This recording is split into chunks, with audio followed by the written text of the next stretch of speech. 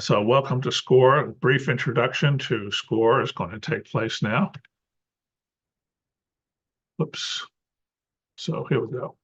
So what is SCORE? SCORE is the largest network of free volunteer small business mentors in the nation. And no matter what stage your business is at in SCORE, there is a mentor for you.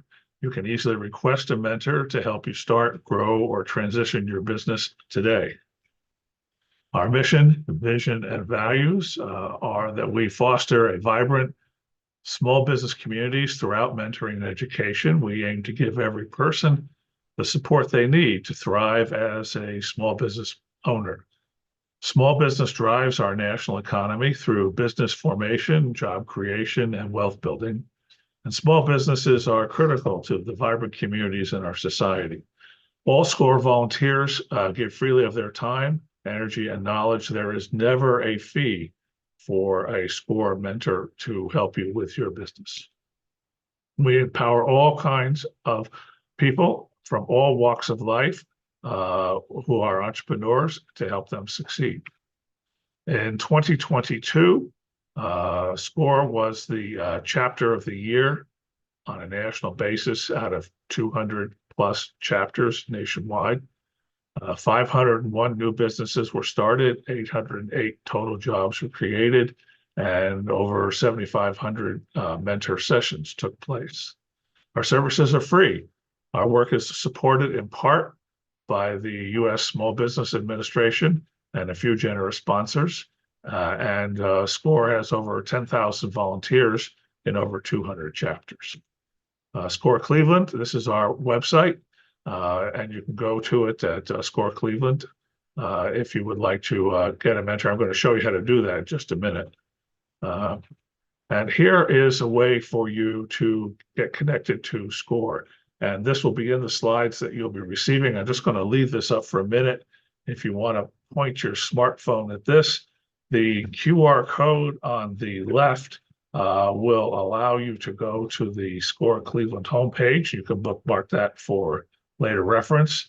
And the QR code on the right will allow you to request a SCORE mentor. And I'll show these again at the end of the session. So to begin, IT management for small nonprofits. Technology is an investment that's central to all nonprofit programs and services. It's not overhead, although many organizations like to treat it that way. In this webinar, we'll show you why there's a better approach to just lumping it in with rent, electricity, and things of that nature. It's an essential part of business planning and budgeting by organizational leadership, and every role at a nonprofit requires technology today. We live in a digital age.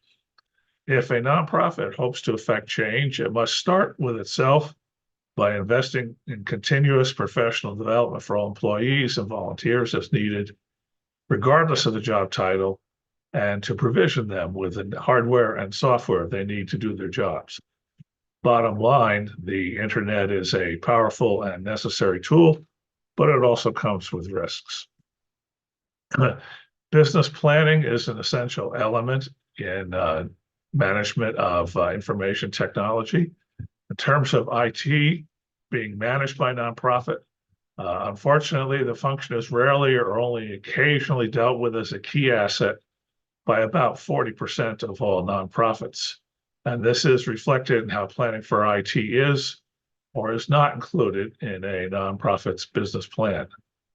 Among the list of best practices for nonprofits, including IT in the organization's business plan, is actually one of the most significant items. There is a strong correlation between including IT in the business plan and the level of technology adoption and the effectiveness of the nonprofit in using IT. For those nonprofits that include IT in their business plan, many also review annually how well technology is improving their overall organizational effectiveness. I might mention to you that if you have questions as we go along, please put them in the chat, and I'll look at all questions after I finish presenting the slides. Assigning a priority to IT scales well with technology adoption and effective use of IT resources. These reviews typically include an analysis of return on investment, commonly called ROI, compared to an analysis of the total cost of operations. The lack of a business plan can lead to management dysfunction regarding IT, including the inability to control costs because IT is not a line item in the budget and therefore spending for it is not visible to management. Also, when IT is not called out as a key asset, staff give it lower priority, which can lead to a loss of productivity gains that could otherwise be achieved by the automation of business processes.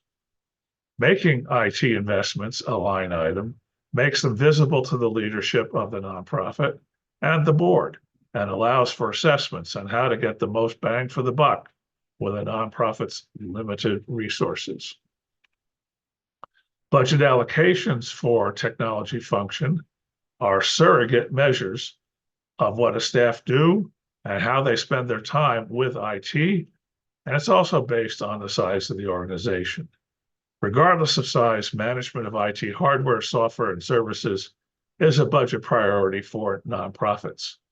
When the costs of hardware and software assets often are not a line item in the administrative cost structure of a small organization, this approach makes them a hidden and thus an uncontrolled cost. The key area is the control of data, that is the lifeblood of nonprofits. A nonprofit needs to know who enters or updates data and who can read it or use it. Examples of data include budget, income, and spending information, client data, or membership management. Another class of data, which is supremely important, is donor management and overall fundraising information, as well as grant applications and the administration of restricted funds. Restricted funds are funds that are allocated as a result of fundraising to a specific outcome or specific purpose and can't be used for general administrative costs. Other kinds of data include information about board meetings, personnel information, and so forth. Staff training and support are another key area.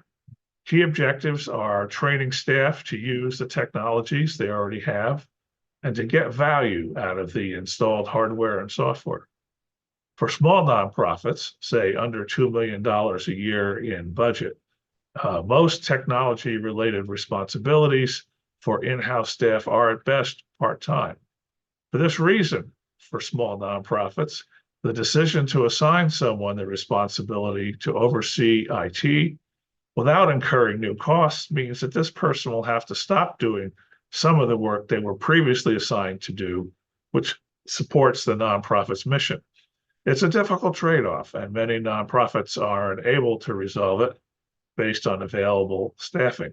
For this reason, this is an area where hiring outside contractors to handle IT becomes a real option, even for the smallest of nonprofits. Their performance can be managed with good contracting practices, focused on having good performance measures. Now, hardware and software. Priorities for IT investment should be given to control of finances, personnel management, and specific program objectives. In other words, if you're racking and stacking how you're going to use your computers, these are the highest and best uses. The nonprofit should consider a technology refresh cycle of 5 years for all devices and software. The internet and the computer field moves quickly, and if you're using software that's out of date, it could expose you to bad actors on the internet, hacking, ransomware, or worse. So you really do want to keep your stuff up to date, especially your virus checkers and your firewalls. Now, service vendor performance can be evaluated annually by assessing their performance with the requirements of the contracts. If you contract this stuff out, make sure you have good key performance indicators in your contract so that you can hold your contractor accountable on a quarterly basis. Nonprofits with 501c3 status should take advantage of discounts available for buying hardware and software through TechSoup for office hardware and software, as well as application specific solutions. Just look TechSoup up on Google and you'll find it, and you'll be able to show your 501c3 status and you're good to go with them.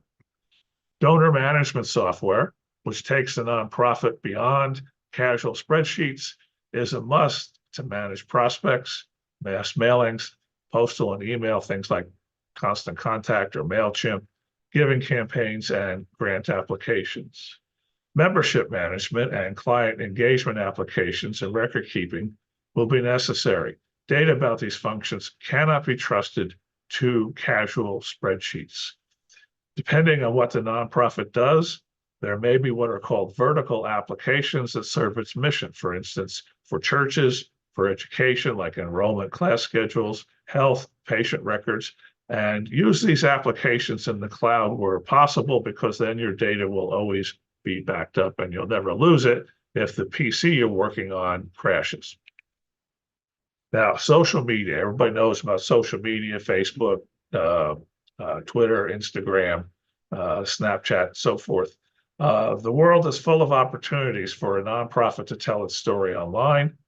The organization, nevertheless, needs to have a policy and procedures about who, how, where, and when the nonprofit posts information about it online on social media platforms. This is important, excuse me, so that the nonprofit will speak with one voice. Based on the mission of the nonprofit, decide which social media platforms best support its programs. Having a use policy to ensure all social media posts are consistent with a nonprofit's brand. It's helpful to develop an editorial calendar to plan social media posts. All social media come with what are called analytics, which are measures. How many people viewed your material? When did they view it? How many people viewed what material, and so forth. And this will track the effectiveness of your social media campaigns. And of course, you can hire outside expertise for this. It does require an analytical frame of mind. And there are people who specialize this and will help you do it for a fee. Cybersecurity. The whole point of cybersecurity is to keep your hardware and software and your data safe. Few small nonprofits have a formal cybersecurity plan or update it on a regular basis. This is another area where you should bring in a subject matter expert to write it and to help you execute it and carry it out. The nonprofit must have a policy that employees and volunteers as needed will be trained to use and the measures that are in it. And also there needs to be periodic reviews to ensure that compliance is taking place. For instance, there may be a policy on passwords. Everybody has to have a password. All computers need to have a firewall and a virus checker, things of this nature. Now, employees who work remotely at home or in the field should be issued devices, whether it's a phone, a laptop, or a tablet that's appropriate for their role, that will use the nonprofit's cloud-based application. So if the device is lost or stolen, the data isn't lost with it. Volunteers should not be allowed to work on enterprise data on their personal computers. Never mix and match your organization's data or programs on either an employee or a volunteer's personal computer. It's a recipe for a problem. The reasons for this practice is that the nonprofit's data will be put at risk if it's commingled with an employee or a volunteer's personal file. You, as a manager of a nonprofit, do not know what is on a person's personal machine. And frankly, you don't want to know, and that's why you don't want your data there. Also, the personal machine may not be kept up to date the way you're keeping up your machines. And so that could lead you to problems. I could go on, it's a long list, but you get the idea. Now, mobile devices, including laptops, tablets, and cell phones, must have a lock screen. This means you have to have a PIN or a password to get in, have a firewall and virus checkers set up with automatic updates and subscriptions on automatic renewal. Governance. Now, basically, this code covers a number of areas and also relates to the board's fiduciary responsibility. Uh, but you should get recommendations from the nonprofit's accountant for financial software the organization should use to make it easy and cost effective for the accountant to prepare tax statements, financial documents, and others needed for grant applications and audits. Use an attorney for regulatory filings and keep important records based on the nonprofit's mission in a secure place. Records of board meetings and personnel files for employees should be treated as confidential business information and should only be accessed by people who are authorized to see them. Business continuity. Here's the key question that you want to ask yourself. How long can a nonprofit continue to operate if there's an unanticipated disruption, such as a fire, a flood, or a burglary or other kind of intrusion before it's out of business? Because here's what you need to do to stay in business if you have one of these unfortunate experiences. In terms of business continuity, the organization needs to consider the contingencies that it should put in place in the event of an adverse weather-related event like a storm, fire, break-in, or other significant disruption of a nonprofit's operation. A key practice includes using cloud-based applications so that the nonprofit's data is not at risk on local computers.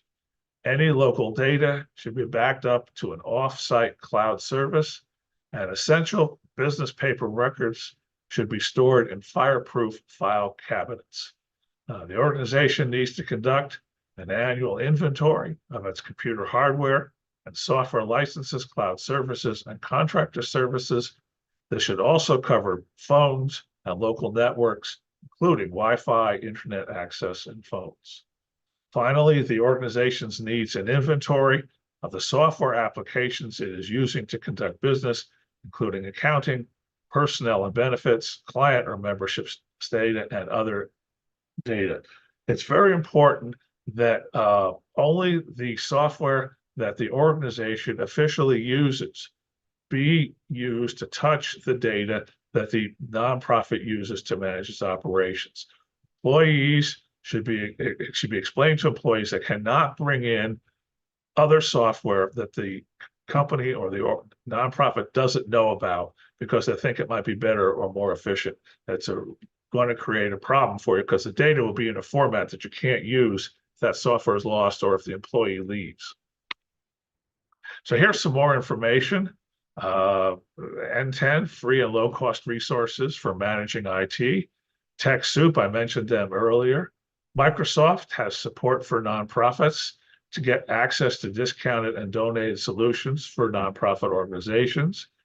Charity Navigator will help you protect your data. And Google has free office software, workspace resources, and support to help you with nonprofits. So that is the basic session there. I'm going to stop sharing my screen and we'll go to the chat.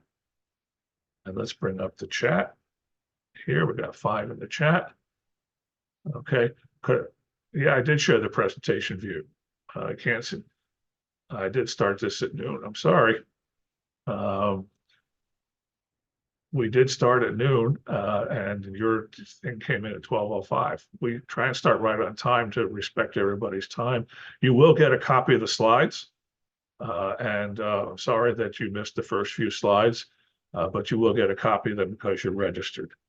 So those are the chats. Let's go to the Q&A here. System said this started at noon. That's right. It did start at noon. We started exactly on time. I'm sorry that you're not able to be here when we started, but we do that to respect other people's time. So you will get the slides. Is there a particular slide you wanted to see again? I can put them back up if there's one that you missed. And I'll look to see if you want to put, here's more Q&A. Here we go. All right, got those.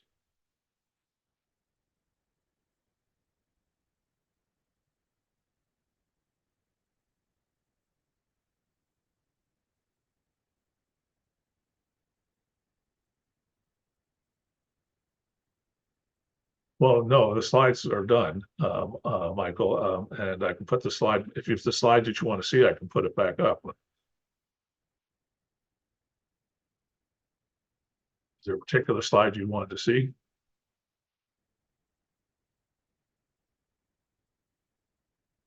Okay, we will, we will send you this, everyone will get the slides 2 through 13. All right. Let me bring up slides 2 through 13. We'll go through them again if you like. Let me just share my screen. Be happy to do that. Let's go back to slides 2 through 13. I'm going to leave it this way so we can go through them. It's easier to go through 2 through 13. Well, the two slides, the first 11 slides were about score. So let's go to slide 13, which is how we got started here. Basically, this is about business planning. And let's see if there's another question here. Yes, you will be able to get access to recording. The recording will be on YouTube. Probably early next week. It has to be cleaned up and edited, but this time next week, you should be able to watch the entire presentation completely. So let me go see if anything else, Q&A and chat. Let's see. Just need to see slide 12. All right, let's go to slide 12. Slide 12. Okay, we're showing slide 12. Basically, technology is an investment central to all nonprofit programs and services. It's not overhead. The key point here is it's an essential part of business planning and budgeting by organizational leadership. And technology is a part of our life these days. There's no getting around it. So if a nonprofit hopes to affect change, when whatever its mission is, it needs to invest in continuous professional development of its employees as volunteers and helping them work with their hardware and software. Quite frankly, some organizations don't just throw people in deep end of the pool and assume that they can work whatever it is a nonprofit is using. And part of your onboarding process is to make sure that your employees are trained and up to date in the software that you have and the hardware that you have, and that they can, carry out your mission by using the technology to make them more productive. Let's go back to the chat, see if there's anything else. Nope. Questions? Okay. Any rough metrics on technology spend for nonprofits? Not really. It depends on the kind of nonprofit. Basically, though, you can divide nonprofits into several broad categories based on the amount of their total budget.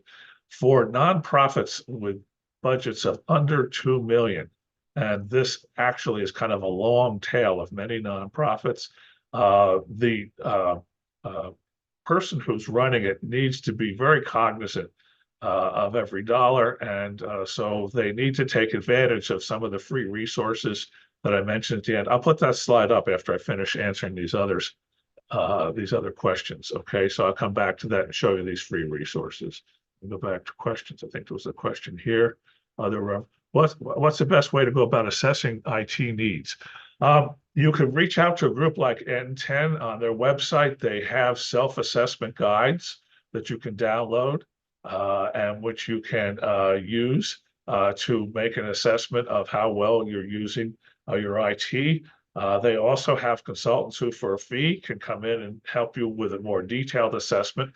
The other categories of spending for nonprofits in terms of IT, basically 2 million or less, 2 to 5 million, and then believe it or not, 5 million or more gets into much bigger levels of spending. And of course, when you have large organizations like, for instance, the Cleveland Food Bank, you're dealing with a very professional IT department, and they, of course, have all the management processes that we talked about in place. So I would suggest, in terms of going about assessing your needs, check out the N10 site. Let me go back to that page and show you those links. Hang on, let me do that. Come on, here we go. All right. Here are the links. There are a lot of free reports. You can subscribe to them to become a member, which gives you access to more information. And if your budget will support it, you can hire their consultants to come out to your nonprofit and do an assessment. There's no one size fits all in terms of how much spending a particular organization will do. I can mention that it depends on your mission. For instance, if you're a membership organization with thousands of members, clearly membership management software is going to be high on your list. If you're providing educational services, you're going to want software that helps you enroll people in classes and manage your curriculum. So it just depends on what your management is. Let me come back to the questions here. Why is IT not considered overhead? Yes, you can deduct it as a business expense. You just have to make it a line item in your budget. You break it out as your overhead item, but you also make it a line item.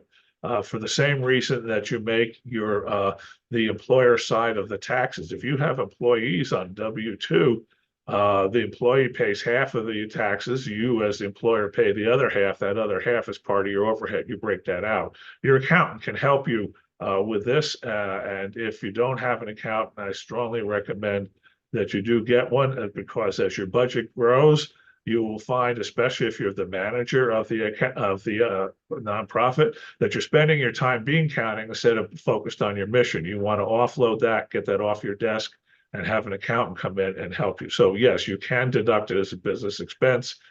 You just have to list it and break it out with what's called a cost code. So for instance, you have a cost for personnel, you have a cost for rent. So now you also have a cost code for IT. Can you get in touch with me directly to ask questions?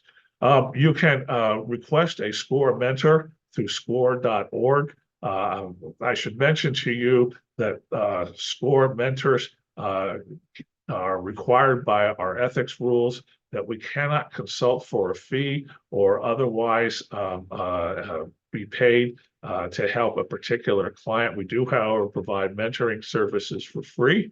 And so you do have to request your mentors through the SCORE area. Right now, because of my commitments, I'll have openings available probably mid to late March. I'm pretty much booked right now, but there are other mentors at SCORE who can help you, and there are other organizations. And again, I'm going to refer you to N10.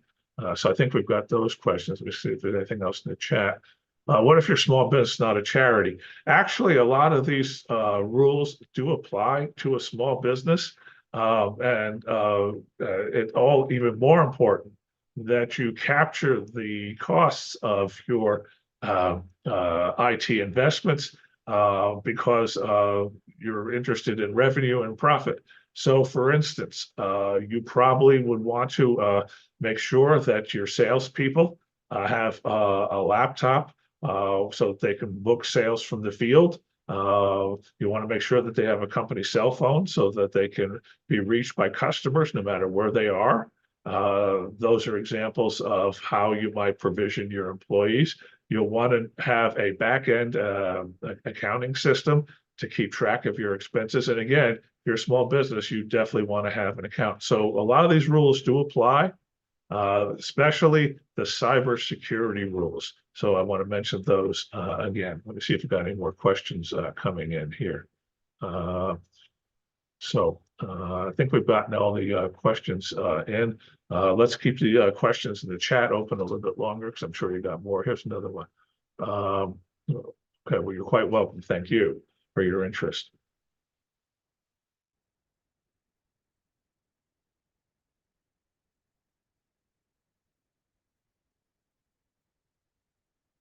Let me put up the slide again with the QR codes on them, so you can point your phone at them and get those. Here we go. Okay, so I'm putting up. This is how to find a SCORE mentor. The code on the right will take you to SCORE Cleveland, the homepage, and the QR code on the QR on the left will take you to Cleveland homepage, and the QR code below on the right will help you request a SCORE mentor.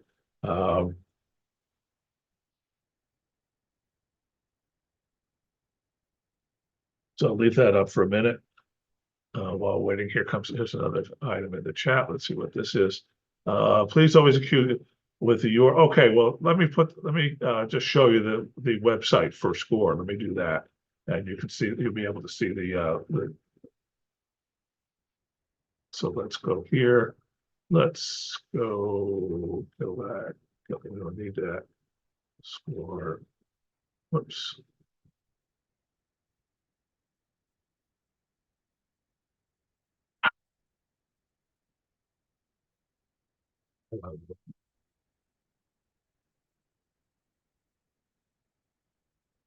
Okay, here's the SCORE website, and the URL is score.org/Cleveland.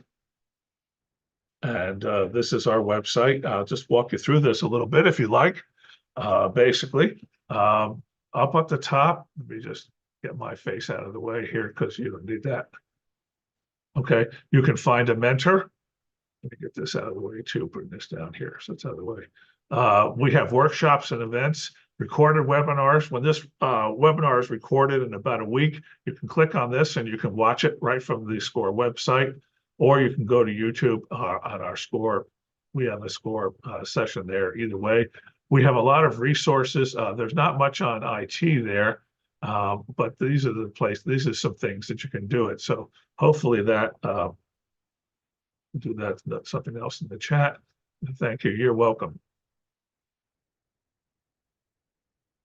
Just going to keep this up for a minute because there may be more questions or so forth. I believe we answered all the Q&A, but if you have more, you can do that. So this is now we cover 7 counties in Northeast Ohio. If you're outside of the Cleveland area, you can request a SCORE mentor through this website, or you can go to if there's a SCORE chapter near you, you can go there.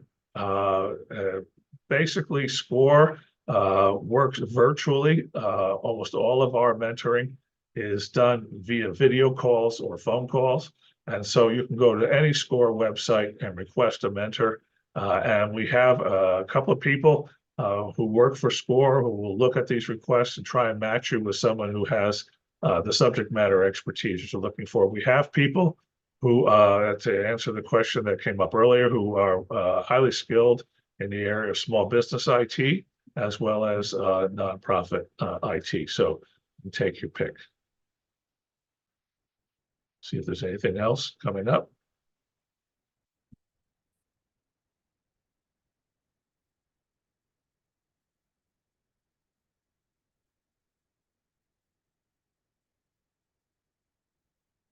I'll give it another minute or two for questions or comments in the chat.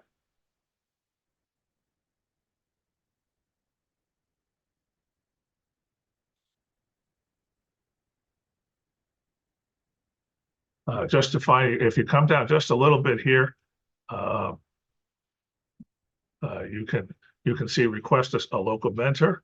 You can also look at the profiles of mentor, and we also have a number of workshops that are available. I'm not seeing anything else in the chat or the Q&A, so I will wrap up this session at this time and stop sharing. I want to thank you all for coming and thank you for your kind attention. Did you answer the question about any free resources with revamping a website? No, I didn't. But if you like, I can put up a brief set of talking points that are not part of the presentation that'll help you do that. If you give me a moment, I'll get that for you. Hang on a second.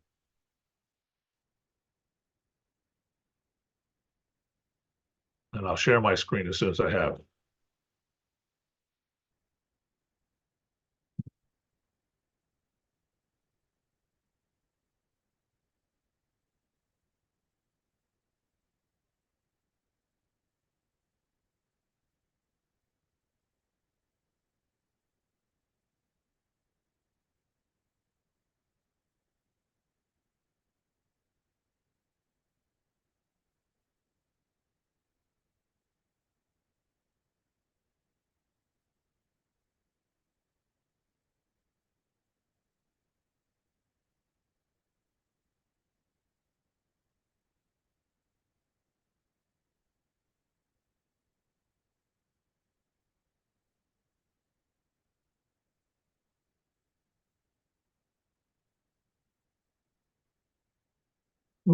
Give me a moment here while I find that.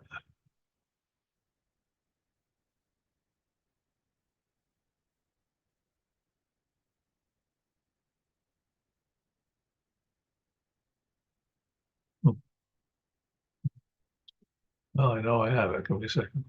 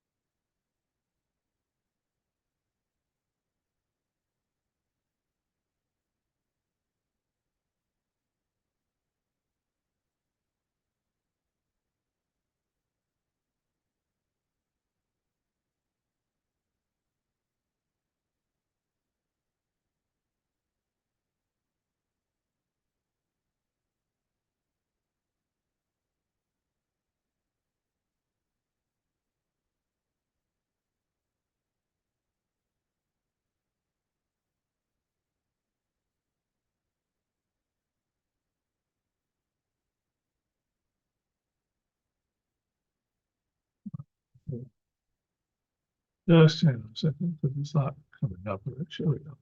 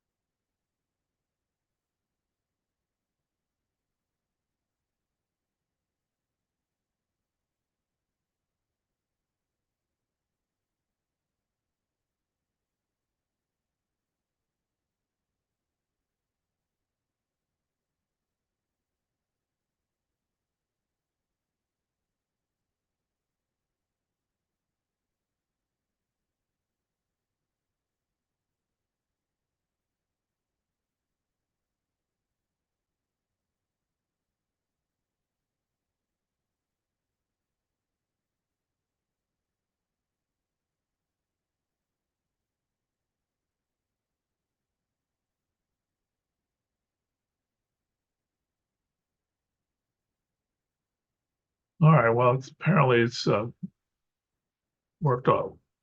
Here we go. Did I choose? Well, apparently it's worked off of my hard drive. It's on another drive somewhere. I'm sorry, I can't get it right now. But let me just talk to you a little bit about. Uh, uh, I joined a few minutes. What is my name? My name is Dan, Dan Yurman, Yurman, and I'm a SCORE mentor.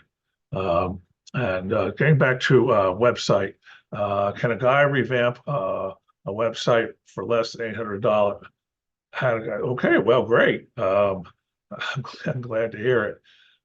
Just basically success factors for a website. If you don't have the hands-on skills, the first rule of thumb is get somebody who does. Because once you're on the internet, you need to look professional. I should mention to you that there are lots of places that will help you do this. You can reach out to different, and 10, for instance, can give you links to consultants. And these consultants can be anywhere. They don't have to be in Cleveland. But I strongly recommend that whatever you do, you get some professional help, unless you really have experience in the field. This is one of these things where the phrase "don't try this at home" really works. So I strongly recommend that. Let's see, this Q&A number 11. Okay. All right. I'm going to wrap this up now. Basically, you will get the slides. If you need a mentor, go to the SCORE website that I mentioned to you earlier. And if you just say SCORE Cleveland, you're going to get Guardians data or Monsters or the Browns. So you got to say score.org in order to get to us, and that'll filter out the sports information. That's a common thing that happens. So that's it from me. Thank you very much, everybody, for attending. Hope you have